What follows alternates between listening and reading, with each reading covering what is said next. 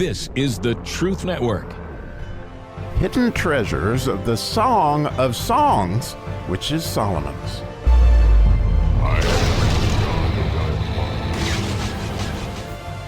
Okay, I have a new favorite verse. Yes. Well, as I've understood this one, it's just blown me away. Today is so exciting. We get to the 16th verse, or the final verse of the 5th chapter, which is the Iron verse, and I think it lines up with that very beautifully. And oh my goodness, does it line up with the 9th utterance of creation. And so we'll get to it in English. So we're just going to do the beginning of the verse. We may have to do two more, but at least one more, as today is just simply 5 words. His mouth is most sweet, and oh, is it, in so many different ways. And wow, I mean, it is one of the more spectacular things I've ever uncovered in the scriptures as I have been digging down through this. And so the idea of mouth right there is taste. His taste is most sweet, might be a way to put it. Or, you know, the area of his mouth, it's interesting that is a het and a hoof. And the idea of a het is that idea of union. And so obviously you get the idea of his kisses, which is what specifically we're probably talking about here. And that idea of the hoof is this idea of desire, but it's also a crown. And so to get into this, the way that I think that we can really get some unbelievable understanding is that the hoof is the crown that is desire, or desire drives behavior that can even drive your intellect. Like if you really, really, really want to play an extravagant piano solo and you have enough desire, it will drive your intellect to learn how to learn the piano. Or more importantly, if you have a thirst, a thirst for the Lord in a big, big, big, big way, it is going to drive your intellect to understand the Bible more. It's going to drive your intellect in order to seek those kind of things. And that is the crown that's above your head. And here's how that works so beautifully when the idea of the connection that we have made between the 10 utterances, because when you get to the 9th utterance, it's he blessed them and told them to be fruitful and multiply. Well, that idea of blessing is also ends in that hoof, because a hoof gives you a desire for something, okay, to go multiply in this case, and subdue, which is what happens. And so it's interesting that one of the huge blessings that we got was this desire to multiply, which is connected to this idea of kissing, which works out so beautifully here, so that we could, I like in Genesis it says replenish the earth, but you're actually supposed to plenish it because it hadn't been plenished before. So the idea of this hoof is such a desire for God. And if we could have this desire, if we could have this thirst, right, that's what that blessing is unbelievable. And if that thirst is for Jesus, then it's really, really a crown that is over your head. That is amazing.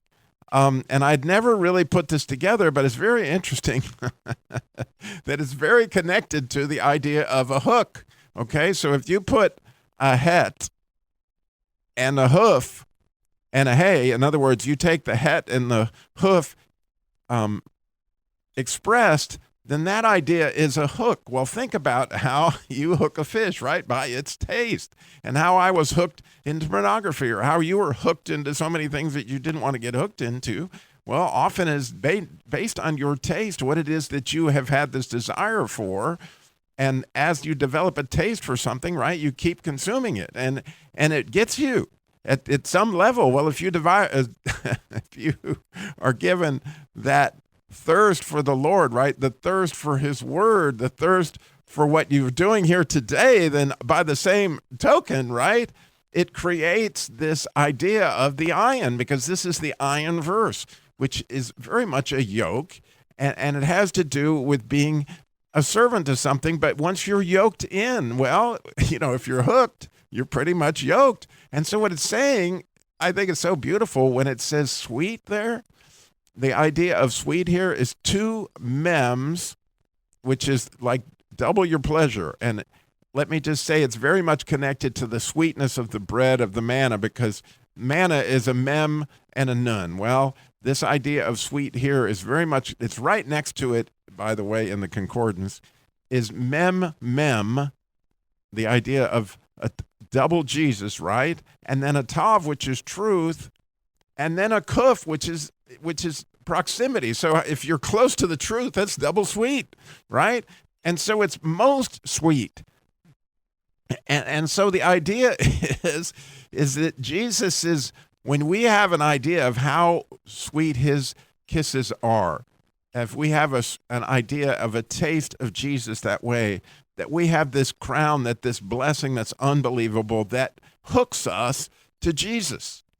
And so how beautiful is that? I mean, absolutely spectacular in my view, that we can be hooked on Jesus.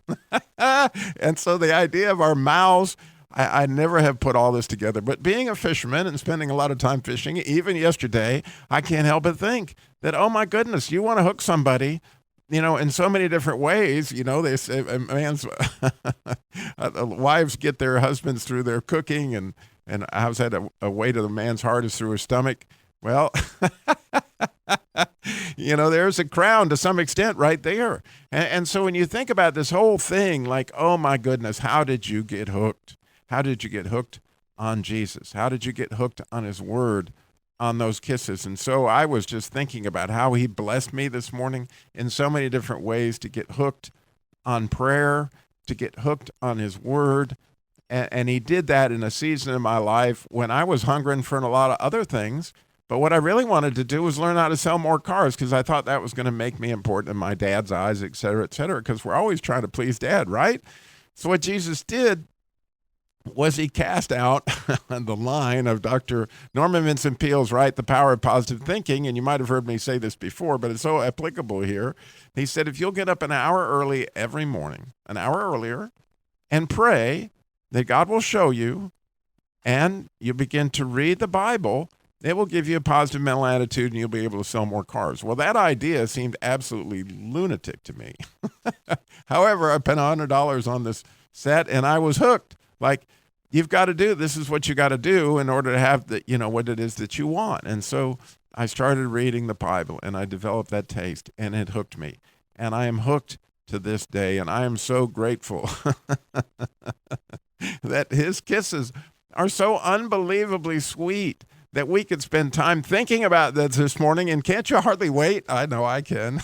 That God blessed them, that you were blessed with this idea of multiplying. And this idea of multiplying from a biblical standpoint is making more disciples, right? And as we to get more taste, if we're going to be fishers of men, we got to give them a taste of Jesus. Let them taste him so that they can be hooked. I love the idea. And thanks for listening.